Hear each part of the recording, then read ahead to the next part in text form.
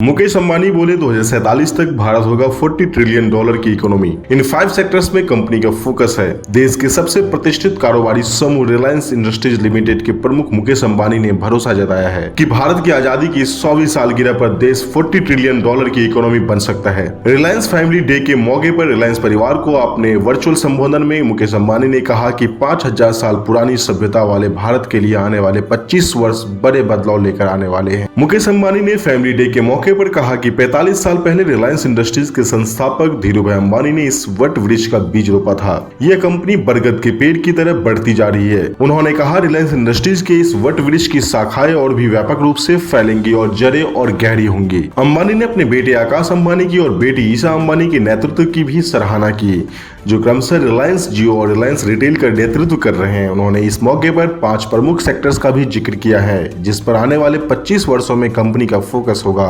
पहला जो है वो 5G टेलीकॉम है। मुकेश अंबानी ने कहा कि आकाश अंबानी की लीडरशिप में रिलायंस का 5G बहुत ही कम समय में पूरे देश में फैल रहा है। उन्होंने कहा 2023 के अंत तक पूरे देश में जियो 5G का नेटवर्क होगा। यह रफ्तार दुनिया के किसी भी देश के मुकाबले सबसे ज्यादा है। 5G के साथ अब हम यह सुनिश्चित कर सकते हैं कि कोई भी भारतीय उच्च गुणवत्ता वाली शिक्षा, उच्च गुणवत्ता वाली स्वास्थ्य सेवा और उच्च उत्पादकता वाली आर्थिक गतिविधियों तक पहुंच से वंचित नहीं रहेगा। दूसरे नंबर पर आता है रिटेल सेक्टर। अंबानी ने जिस दूसरे सेक्टर का जिक्र किया है वह है रिटेल सेक्टर, जिसका नेतृत्व ईशा अंबानी कर रही है। मुकेश अंबानी ने दावा किया है कि ईशा के नेतृत्व में RIL का रिटेल कारोबार तेजी से बढ़ा है। रिलायंस रिटेल ने पिछले साल 2 लाख से अधिक नए रोजगार सृजित किए हैं। इसी के साथ यह भारत के प्रमुख नियोक्ताओं में से एक बन गया है। रिलायंस रिटेल की मदद से हमारे नौजवानों के पास अधिक रोजगार होंगे, हमारे किसानों की आय अधिक होगी, हमारे SME की और बड़े निर्माताओं अधिक उत्पादक बनेंगे और हमारे व्यापारी भागीदारी और समृद्ध होंगे। तीसरे नंबर पर आता है OTC कारोबार। OTC यानी ऑयल टू बिजनेस रिलायंस का मूल कारोबार है। मुकेश अंबानी ने कहा कि हम नई क्षमताओं के साथ OTC व्यवसाय में अपनी लीडरशिप पोजीशन को आगे भी बनाए रखेंगे। उन्होंने कहा है कि E&P सेगमेंट में हमारी टीम भारत के लिए ऊर्जा सुरक्षा प्रदान करने के लिए कड़ी मेहनत कर रही है।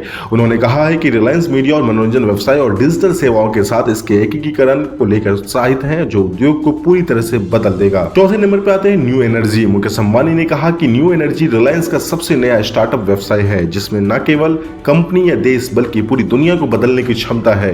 यह दर्शाता है कि हम दुनिया की परवाह करते हैं और हम विश्व के सभी लोगों का ध्यान रखते हैं। अनंत अंबानी के इस आगामी नेक्स्ट जेन बिजनेस से जुड़ने के साथ हम जामनगर में अपनी गीगा फैक्ट्रियों को तैयार करने की दिशा में तेजी से प्रगति कर रहे हैं। भारत का सबसे बड़ा और सबसे मूल्यवान कॉर्पोरेट होने से रिलायंस अब भारत का ग्रेस्ट कॉर्पोरेट बनने की राह पर है। 5वें नंबर पर आता है रिलायंस फाउंडेशन, जो 2023 में रिलायंस फाउंडेशन के लिए बदलाव का वर्ष होगा। नीता अंबानी के नेतृत्व में रिलायंस फाउंडेशन शिक्षा, स्वास्थ्य सेवा, खेल, महिला सशक्तिकरण और पारिस्थितिक संरक्षण में भी और भी अधिक महत्वाकांक्षी नई पहलों पर काम कर रहा है। आपका क्या राय है इस वीडियो पे जरूर कमेंट सेक्शन में बताएं और हमारे चैनल को सब्सक्राइब जरूर करें।